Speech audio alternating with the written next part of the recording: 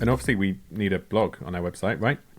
Yeah. That's something that I used to get asked on every project I worked on without fail, and I still get asked it quite a lot. And it is worth considering, is it a no-brainer? Should we have a blog on our church website? And that's what we're going to explore today. And if the answer is yes, we should, how do we go about it in a helpful way? So first off, to quickly define what a blog is, effectively it's an online diary, essentially a weblog. Blog. That's where it comes from. You say blog and you have kind of these images of hipster coffee fans writing about their latest fashion find, my dream. But it's actually an incredibly powerful resource that I do think that a lot of churches underestimate. To quote the sage Joe Gallant in an old post on Church Train, a blog is an online space where a person, company or organisation, indeed a church, can share content, be it words, pictures, video or sound. A blog is made up of individual posts and often content types are mixed. He's a wise guy. Yeah. Whatever happened to him? And blogs can be genuinely great way to bring traffic to your church website, to give people a fuller flavour of who you are as a church, as well as helping to kind of disseminate various pieces of information to people. And then it baffles me kind of, so why isn't it a no-brainer to have one? Yeah, well, I think first up we've got our usual reason, which is time. It takes time to create content, especially to create good content. Even if you're just sitting down writing whatever comes into your head, even more so if you're spending that time to think strategically about what you're going to publish, how you can create the type of content that ministers to your congregation or that attracts the attention of those outside your church to want to find out more and point them to Jesus. These things take time. And that sort of leads on to another reason of just knowing how to use the blog. What's the point of having one in the first place? And I think it's worth considering both of these things. If you don't have a strategy around using your blog well, or the time to put it into practice, then often it's going to be better probably just to not have one at all. Having an out-of-date blog on your website or a bunch of kind of aimless posts that have been hastily written, it will probably do more harm than good. You might as well just hide it from your website. There's nothing worse than a welcome to our new website blog post, which is still the most recent thing that's been published despite it being 3 years old, and I've seen it way too often. Yeah. Whereas if you do a blog well, it can be something that can serve your community and even bring more eyes onto your website, because it can have SEO advantages as well when you've got this sort of well-written, larger amounts of text content. And it can also be beneficial when people are already looking at your site to give them a different content to look at and to give them just a bit of a different view on who you are as a church and a bit of a different flavour. So let's go through a few ways that you can use a blog to your advantage as part of your overall church comms strategy.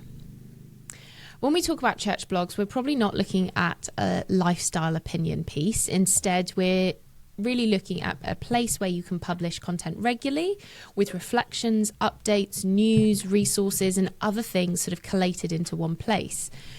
And this can also help to simplify the rest of your website as well, as you don't need to have kind of specific pages or sections for all of those different things.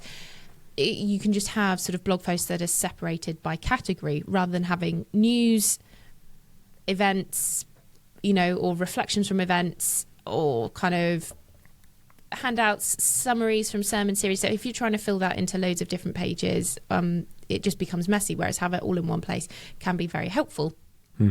This gives you freedom too, because if you want to try something new, you just start a new category and post things in there and sort of see how it goes.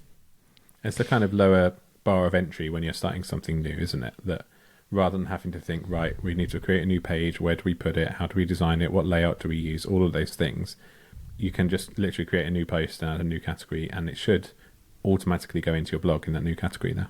Exactly. And because you've got people reading it already, that if you've got new stuff coming in, actually they're then looking at it rather than them trying to find a new page, or sort of you then having to do a big push of advertising a new page.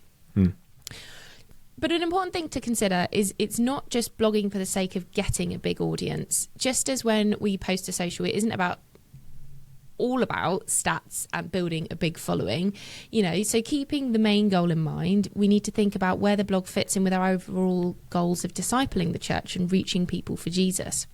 Speaking of your overall comms strategy, writing longer form blog posts is a good way of including all of the relevant content around a given topic, almost as a kind of one-stop shop, so that if someone wants to find out the full lot of details, this is where you direct them to. But what this also enables is something that comes up quite a lot on this podcast, and that's sort of content repurposing. Given our limited time and resources, we want to aim for efficiency, and if that means getting the most value of every piece of content we produce. So we'll take snippets of our blogs and we turn them into social media posts, something that we can copy and paste the bits, put them in kind of quotation marks, or maybe even take part of the blog and just rephrase it a little so that it works better in short form content, whether that's, within an Instagram graphic and then content, something for Facebook or Twitter, and making it into a Twitter thread. So it's just about kind of like taking that content that we've written already and just presenting it in a different way that engages with different audiences. It's so much easier doing it kind of that way than having to come up with completely separate social media content from scratch that doesn't actually relate to what you're sort of talking about in other places. And, as a bonus, we can end the social media posts with, a link back to the original blog posts so that people can find out more, and actually they're on your website and then they probably read other things as well. Yeah. This can be a really efficient way of communicating, not just because it saves us work when we're already time short, but actually it gives us variety, so we're not always putting out the same messages, not always just trying to sell the Sunday or just sort of talk about coming into the building. It adds a bit of something different for people to engage with. And it's also because we can choose which points to highlight and grab people's attention, making our content actually quite easy to digest while still giving calls to actions, with a path to finding out sort of any additional information that they might need. Yeah, it's breaking it up, isn't it? And you don't have to communicate everything all in one go, but then pointing it back to a place where people can find it. And I think the same goes for emails as well, and that content repurposing. And this is something that we're going to focus on very soon, actually, in fact, in next week's episode. So we won't say too much on emails here, but it's worth saying that a couple of lines of text in an email with a link to the full post can be a lot more enticing than trying to put every detail and cram it all into every email, especially when not every event that we produce is going to be relevant to everyone who actually receives the message. And with blogs, we mentioned SEO earlier, and SEO, that's to say having your blog post showing up in Google search results.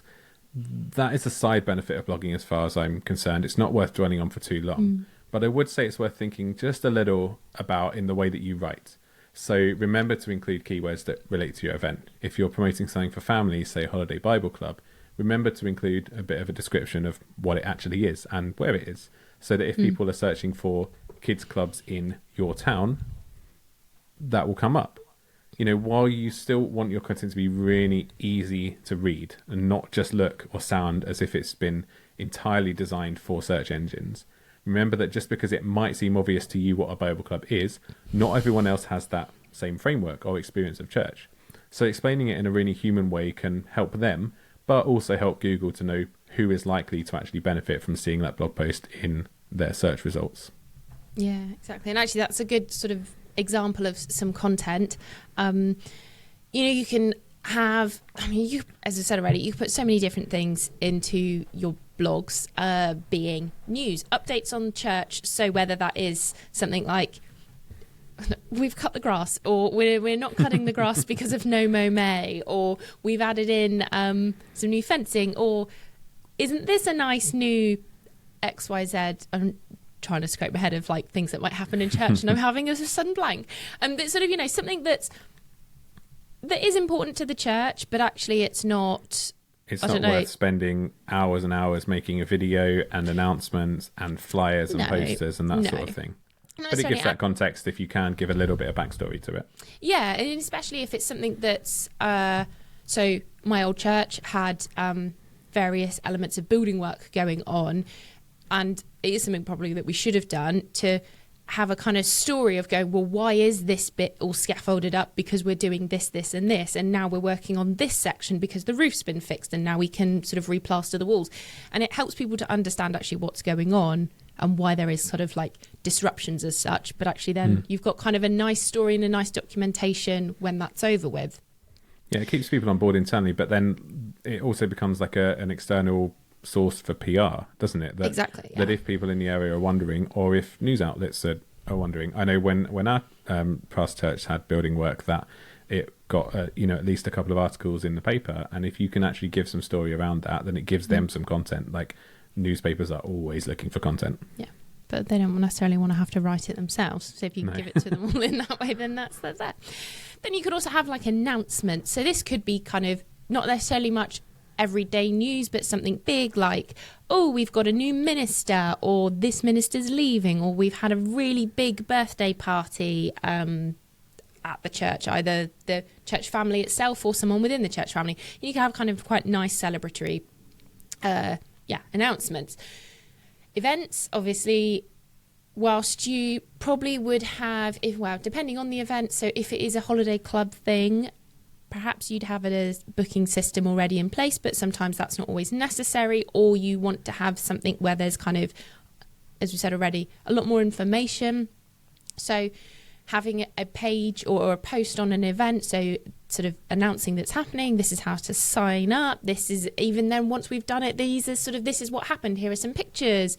If you want to connect with people afterwards, this is what you could do. If you've got testimonials from people who've attended, or if it's something that's not alpha necessarily, I'm trying to think, like if it's a shorter term discipleship course or something, or if it's kind of first steps, and then you can be like, oh, if you want to find out more for the next course, event, whatever, this is what you can do. And actually then you're again taking people on the journey of, we did this thing together, we've experienced this, here's our next steps.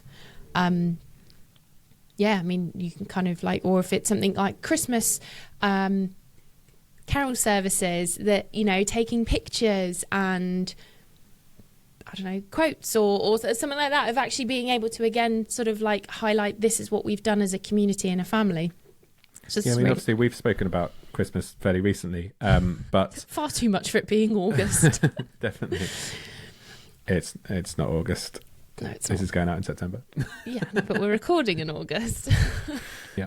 Yeah, we've obviously spoken about Christmas recently, and that's quite a helpful example, because you probably would want one blog post which has got all of your Christmas stuff in one place, so that if people want to know all the things you're doing over Christmas, if you want to have one web address that you can put on your flyers and point everything back to, you've got that.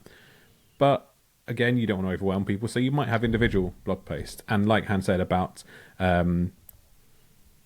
looking back and having photos and reviews from the event and stories and that sort of thing, you can have different blog posts that come off of that. But starting off with that one source of information for everything is quite helpful. Yeah.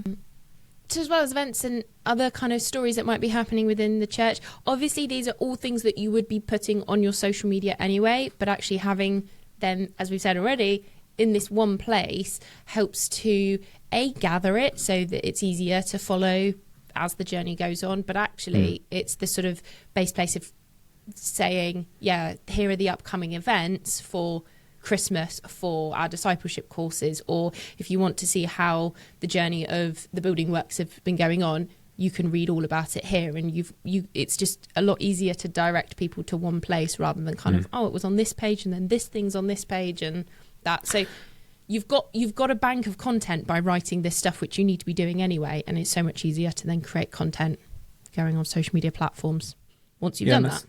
And that's helpful, that you can send people just to the blog or whatever you want to call it, but you can also send people to individual things. So you can say, go to the blog, see all of our latest news, and you can also say, go to the blog to find out all about Christmas. And it's just looking on those different levels of how it can work. And then if we're looking kind of a bit more specifically within kind of Sunday services, one thing I think churches don't do is, and I know we've kind of talked about sermon series, graphics, but I don't think that we highlight enough specific sermon series of like, here's what we're going to be studying, and I think it could be a really helpful thing to have on a blog, these are the upcoming sermon series we're doing. Hey, maybe you don't have to do them like this is the year's plan, but this is our upcoming sermon series as we enter a new term. What are you going to be studying? Why are you looking at it? If you've got some guest speakers, whether they're local sort of ministers or preachers from other local churches, or if they're, if you've got a big name coming, why not kind of build a bit of anticipation behind that? And it can actually just help people to have a bit of, not buy-in, but they're kind of like, know what to expect for the preachers coming up. It prepares the ground. Yeah, and actually you can go, here are things that you might want to be reading as we come into this, so that actually you're a bit more aware of, how we're going to be studying this.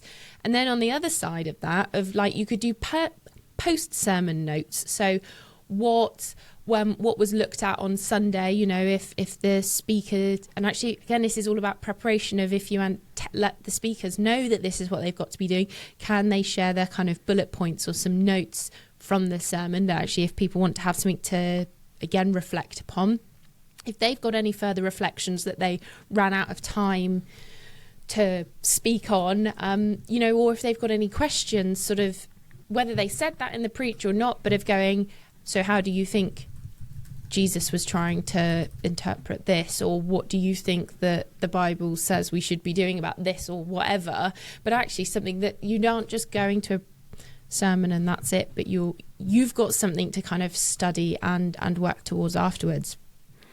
I think we probably need to get bingo cards printed for the amount of times that we say content repurposing, but the idea isn't to say you should be writing 3 blog posts a week on top of your existing workload, but it's saying if your minister has already spent hours preparing the sermon, content that he wants to preach directly to the whole church, then you've got that content there that you can use in different ways. And I think there's probably a whole podcast episode on creating a strategy around that in the future.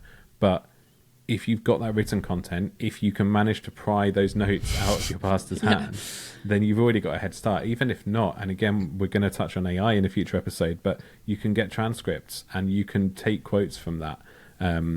So if you're just creating a blog post around that and summing up things which have already been said from the front, actually, it's not a massive extra workload. Well, I think it adds value then to what has already been said. So people aren't then just leaving a Sunday and going, oh, cool, I didn't really or like, that was fine, but I'm not doing anything afterwards. I think it adds to what's been said and really sort of creates kind of calls to action afterwards. Some other things that we could be doing are interviews with, whether that's new members of your team or leadership, interviews, testimonies with your congregations, highlights on mission partners, local charities and causes that are important to your church, or individual church members. Really nice to kind of know why that you're supporting these, or sort of how relationships and how you've helped them over the years, or sort of been a part of the work that's gone on. And whilst, okay, maybe this might take a bit of effort and sort of time to do, but actually is there an opportunity to have reflection on topical issues going on, sort of, how to respond as a Christian to XYZ or something that's going on, something that's maybe not appropriate to, not about it not being appropriate, maybe it's not the place to speak about it on Sunday, but actually here's something sort of worth reflecting on, or it's not telling you what to do, but just a reflection.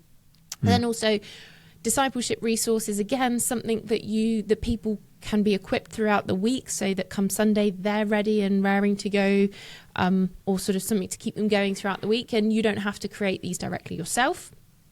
You can create them from other places, and there are so many different sort of, whether that's UK or international, American, there's so many different places that you can gather really, really good discipleship resources that people can do either individually or as groups. It could be that you're signposting that actually, if based on a recent sermon series, there's a resource which would be helpful to people, then you point them in that direction. Or if there's a book that you've read or someone has read and can review it, that sort of thing. These are all ideas of things you can do. It's not to say you have to do all of them, but hopefully it gets your brain thinking a little bit about what is possible. Yeah. And then the last suggestion is that on kind of a life of faith and the questions that are frequently asked, and I think sort of one of the most important things that we can and should be doing are sharing testimonies.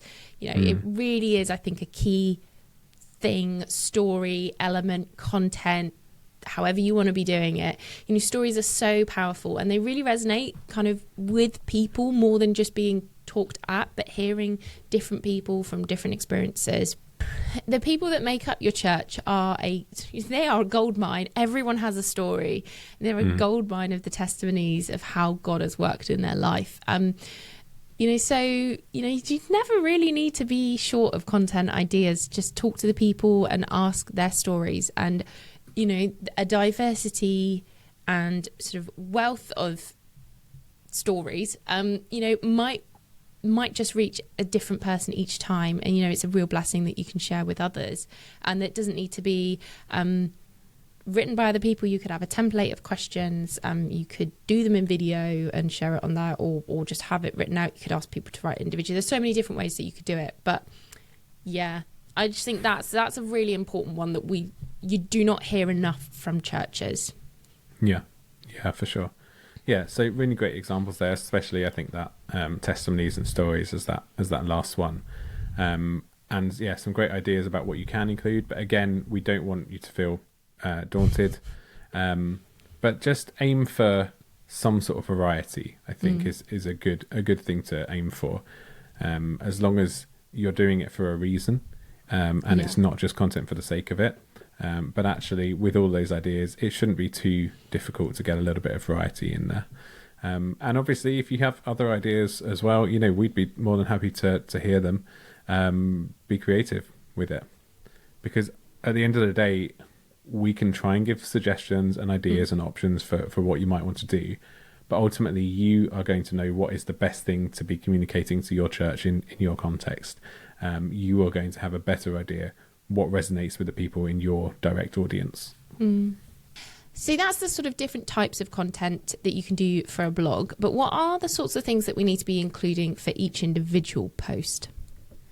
Yeah, I mean, obviously this is going to vary depending on the type of content that you're putting out. And to some extent, it should be fairly obvious. You know, if you're putting an event post out, then you're going to need a certain set of things in there. If you're putting a sermon series out, you're going to need a different set of things. But thinking along the same lines as our graphic design tips for avoiding terrible church posters, which we thought about back in episode 9, remember to keep things simple and prioritize the information. So whilst you will include more content in a blog post than you would on a flyer, you know, the same key content from the flyer will likely want to be featured pretty near the top of your post, so people see it quite early on. So in practice, this might be an introduction, just a paragraph or two of text with a nice simple description of the event that you're promoting, as we've already mentioned. But straight after that, you'll include the time, date, location, and price, and those key details there to use the event example.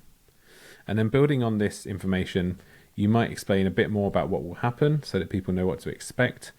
Not only so it's persuasive and people get excited about it, but it will give a bit of a flavour of why people might want to come. And it can ease the worries that people might have of turning up for the first time if they've never been to it before. Yeah. You might want to include some pictures from the last time the event happened if it's relevant, which can do the same thing. It can get people excited as well as ease those fears of what they're going to turn up to, as well as just providing some variety and breaking up long sections so that it's not just a wall of text. And then whilst we've mentioned that with the text, there's some other tips for formatting. So use short sentences where you can and short paragraphs. You're not writing a novel, but you're writing content that can be skim read if necessary and easily consumed by the readers. You know, people will read things at their own pace. And headings can help with this as well. So think about having helpful subtitles that are descriptive as you go throughout the post. And then definitely, if your blog software allows it, include a helpful title and description that will help with SEO as well, so that Google will know what the post is about, as well as a featured image, so that if people share the blog post to social media, that's the thumbnail that will come up there. And obviously, don't forget to add the categories that we mentioned before. You know, whatever categories you're using, however many or few, they need to be added to the individual post. Yeah. So I like to use a little sort of pre-publish checklist so that every time I go to hit that post button, I check, right, have I done the title and description? Have I got some headings, some images? Have I put the category in there? And then you can go ahead and publish it. But also I think sort of on categories is that sometimes, like if you're starting out going to blog on your church site, you know, having a bit of a list of various things that you might want to cover, but also that's not an exclusive, exhaustive list. You can add things to it afterwards, and also you can very often have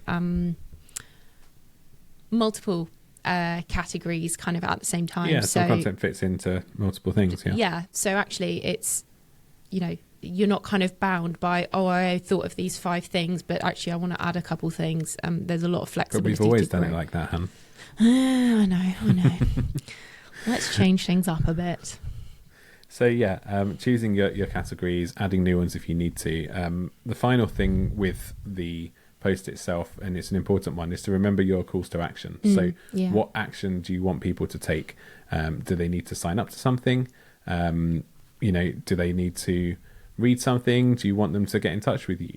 Whatever it is, if it's your main call to action, you'll probably include it a couple of times throughout the post. So you might have a sign up button right underneath the key event details, like the date and the time, but you might then also have another sign up button at the bottom of the post. And then you might also have some secondary call to actions, such as if people have questions, what do they do? You know, how do they ask them? Do they get in touch with you? Or if you might be promoting an event, but you're also looking for volunteers to help you run the event, who should they contact? So your primary call to action will need to be the clearest, but that doesn't mean you can't have others throughout the post as well. And whilst this might sound like quite a lot of things to think about when you're posting, rather than just writing something and hitting publish, the reality is none of these things are particularly complicated. You know, sticking with the example of promoting a sermon series or an event, you should already know the information. It's not like you're having to go and actually figure all this stuff out, because hopefully you'll have put together a content calendar in the past and have all these key details already listed out for you. So it's more of a case of sort of copy and pasting them in and then fleshing it out into a nice, easy to read long form format, as well as it being something which is really easy to understand for those who don't have the same level of experience with the church that we might. Yeah. So speaking of already having the information lined up, kind of let's round up sort of with a few thoughts on the logistics of planning and actually doing a blog in a way which, you know, isn't just going to fizzle out after the first few posts and then just look sad because the last time it was updated was 3 years ago. So, you know, we've already mentioned about using your content calendar. You know, make sure that you're setting aside time to write and publish your posts with enough notice for people to read and respond. Yeah. You know, in the same way that we said about handing out flyers in the past, doing it nice and early can also help you, you know, with kind of content repurposing, you know, so that you can then create social media content so that it has enough time to be scheduled and posted. You may also want to think specifically about asking people within your church to share the links to their own social platforms. You know, it doesn't have to be every post, but if there's some big events or some specific news that actually it would be really lovely to have the kind of the church family sort of pushing public endorsement. Sounds real cringe, but actually no, yes, this is our church and this is some really cool things that we're doing at the moment, yay. You know, do encourage your church to do that, and you know, if so, you know, make it easy for them, give them the URLs, as well as, you know, even a bit of text, you know, that they can copy and paste if they don't feel like writing it on their own necessarily. Make it as easy as possible for them to do the sort of favour you're asking them to do. It's worth saying that sort of the writing of the blog itself doesn't have to be a mammoth task that sort of sits with just one person, and it can be widened out to sort of a number of different people within a sort of comms team, or even sort of as a responsibility within the whole church family. You know, if planned well, again, with enough time, you know, you could assign different people different topics or areas to write on. You know, this really helps to spread the load and actually brings in the different voices of the church family. You know, for example, the youth leaders are probably going to have a kind of better perspective of what's going on in their ministry. Those that are working in the food bank may have a different perspective, or those that serve in sort of the ground maintenance might want to share something. You can still have the ability to have a sort of overall editor to check and approve things. It's not that anyone can just kind of willy-nilly post as they want to. Everything can get checked through and edited and approved, before they're published. And it is good to have someone sort of with the overall responsibility, because it does give not necessarily a unified voice, but it gives it either a unified format or just that kind of concluding voice without control. That's a bad way. Just helps to bring things together, doesn't it? And I think it can also help to avoid scheduling conflicts. Not that it's the end of the world if 2 blog posts go out on the same day, but if you are actively trying to use this content and promote it on social media, it starts to make your job more difficult than it needs to be.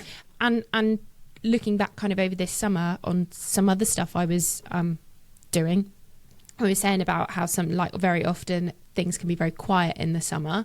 Actually, that could be a really nice time if you've prepped people to write it in advance, that you could have content going out, which actually then saves you the time of having to sort of think, oh, we haven't really got anything going on with the church. So having people having a responsibility or having an input in the content helps everyone to feel invested that this is something important for the church's sort of comms ministry. Yeah. I think one tip that I often give to businesses, and this is specific to when you're starting a new blog for the first time, and that's have a handful of blog posts published before you launch, as it were. Because not only will it stop things looking empty if people go to the blog page and there's literally just one thing there, which isn't the end of the world, but it just shows a commitment to it, and it helps you to get in the mindset of that regular publishing. Again, it doesn't matter if you go a few weeks or even a month or two without actually posting anything, but if a blog is part of your strategy, then you'll know going forward sort of how often you want to do it, and you'll know the sorts of things that you want to post there. And so even if you don't show the blog page in the navigation on your website at that point, obviously you can still share them to social media and that sort of thing. You can still use them, but why not just have a few ready to go straight off the bat, get a few stories and an announcement or something, vary it up. And then speaking of showing the blog in the navigation on your site, it's worth thinking about how you actually label it and how you refer to it. So blog is an obvious one, but again, blog can mean any number of different things. So you might want to call it news instead, or you might call it updates or upcoming. There's all sorts of words that you can use, and it might be that you change it over time. Just make it something that's useful and reflects the nature of the content that you're actually going to put in there. And then a bit of a bonus tip, we've kind of alluded to this, but consider updating old blog posts. So once the event or news item has passed, you don't just need to forget about that blog content. Whilst it is a bit of extra effort, once a blog post isn't relevant anymore, think about adding a note at the top of it that can point people to something which is relevant or is more useful. So, for example, if you've got a post which has promoted an event which has happened in the past, what you might want to do is, once the event has passed, put a link at the top to a new blog post which says, this is what happened at the event. I'm not necessarily suggesting that you go and say after the event you update the old blog post to put loads of photos in there, but if you're putting a new blog post up which points back to the event and what happened, then why not link the old one to that new one and point people to the right place. You might also simply point people to a what's on page, so that if they come onto that blog post, they're not getting frustrated and reading this event and going, oh, that looks good, oh, it happened 2 years ago, but they can say, okay, well, if it is in the past, what's going on now? What can I come along to? So the last thing to sort of encourage you in this exploration is really to commit to it. And I know, and I'm guilty of it, that it could be really easy to say, we're going to do a blog, and then things can get difficult, you can get overloaded, you have far too much other content or other things that you have to be working on, and the blog just becomes something that you kind of push to the side. But, if it's a worthwhile part of the strategy, then really do commit to doing it, at least for a season. And, as with everything, after a while, you can review it, reflect upon it, refine it, see if it aligns with the strategy and refine the blog strategy, and sort of work on it to fit in with what's going on for you. And if it's really, really not working, that is okay to stop it. But I'd come back to the thing of an unused blog is worse than no blog at all. Seeing something old and unupdated that has not been updated in a while. So if you ultimately decide that it's not worth it and it's not something that you want to pursue, hide the pages from your site so that they kind of don't get into the jumble of the rest of your kind of website content and people being able to stumble across it, because actually that probably does more harm than it being present. No, the being present does more harm than it not being there. So hopefully this has been a helpful overview of why and how to use blog content as part of your church comm strategy, as a one piece in the puzzle of reaching people and communicating your message to them. Our next episode is going to pick up kind of right from here as we think about regular email updates as another way of getting content out there. So speaking of email, we'd love to hear from our listeners. So do drop us a message at hello@gppodcast.uk to say hi. We'll see you next time.